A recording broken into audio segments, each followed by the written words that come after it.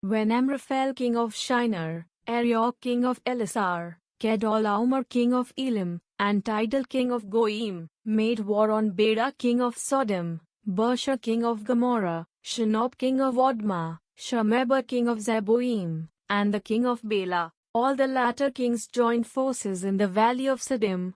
For 12 years they had served Kedorlaomer, but in the 13th year they rebelled. In the 14th year Kedorlaomer and the kings allied with him came and defeated the Rephaim, in Ashtaroth Karnaim, the Zuzim in Ham, the Emim in Shaveh-Kiriathaim, and the Horites in the hill country of Seir, as far as El-Paran, close by the wilderness.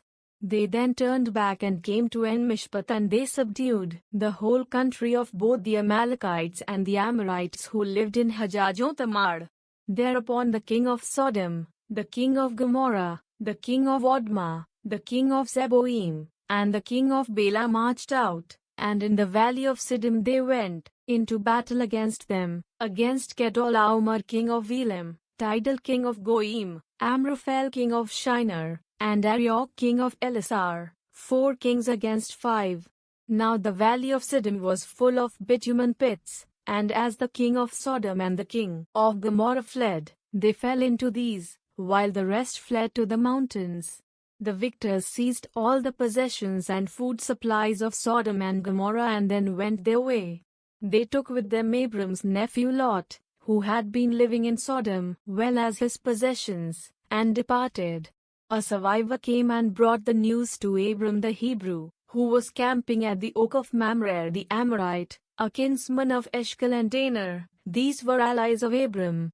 When Abram heard that his kinsman had been captured, he mustered 318 of his retainers, born in his house, and went in pursuit as far as Dan. He and his servants deployed against them at night, defeated them, and pursued them as far as Hobah, which is north of Damascus. He recovered all the possessions. He also recovered his kinsman Lot and his possessions, along with the women and the other people. When Abram returned from his defeat of Kedorlaomer and the kings who were allied with him, the king of Damascus, he recovered all the possessions. He also recovered his kinsman Lot and his possessions, along with the women and the other people. When Abram returned from his defeat of Kedorlaomer and the kings who were allied with him, the king of Sodom went out to greet him in the valley of Shaveh. Melchizedek, king of Salem, brought out bread and wine. He was a priest of God Most High. He blessed Abram with these words, "Blessed be Abram by God Most High, the creator of heaven and earth. And blessed be God Most High, who delivered your foes into your hand." Then Abram gave him 1/10 of everything. The king of Sodom said to Abram, "Give me the captives, the goods you may keep." But Abram replied to the king of Sodom, "I have sworn to the Lord, God Most High, the creator of heaven and earth, that I would not take so much as a thread or a sandal strap from anything that is yours, so that you."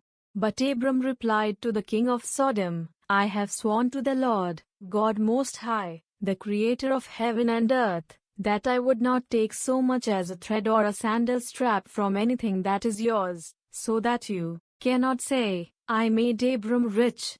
Nothing for me except what my servants have consumed and the share that is due to the men who went with me, Aner, Eshcol and Mamre. Let them take their share."